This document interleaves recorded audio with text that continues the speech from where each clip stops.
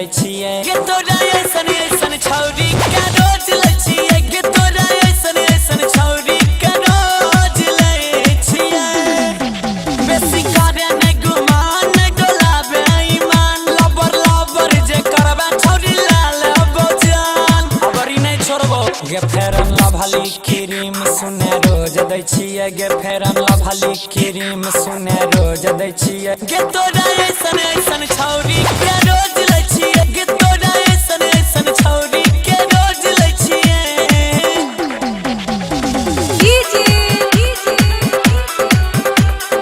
नाजिम छौरी उड़े नै हवा में पंख नोच चलबोगे छियै मिथिला के छौड़ा सीधे ठोक कर देबोगे ध्यान रखी है छौरी उड़े नै हवा में पंख नोच चलबोगे छियै मिथिला के छौड़ा सीधे ठोक कर देबोगे अपन मन के छियै राजा के करो सुनै नै छियै अपन मन के छियै राजा के करो सुनै नै छियै गे तोरा ऐसन ऐसन छौरी के रोज लै छियै गे तोरा ऐसन ऐसन छौरी के रोज लै छियै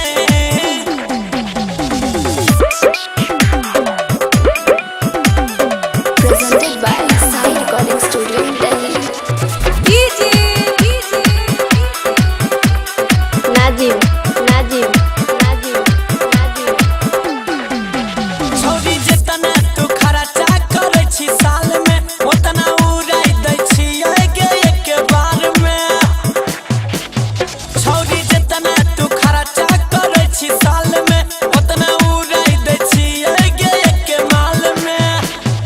परमानेंट नै भातार टेम्पररी सै छियै गे परमानेंट नै भातार टेम्पररी सै छियै गे तोरा ऐसन ऐसन छौरी के रोज लै छियै गे तोरा ऐसन ऐसन छौरी के रोज लै छियै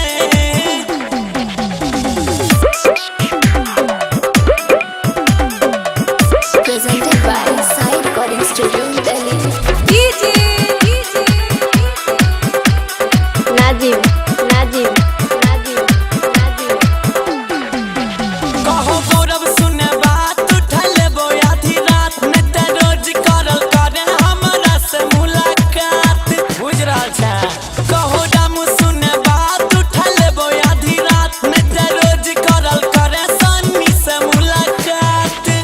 यह चक्कर में हमे दिन रात रहै छियै यह चक्कर में हमे दिन रात रहै छियै तोरा ऐसन ऐसन छौरी के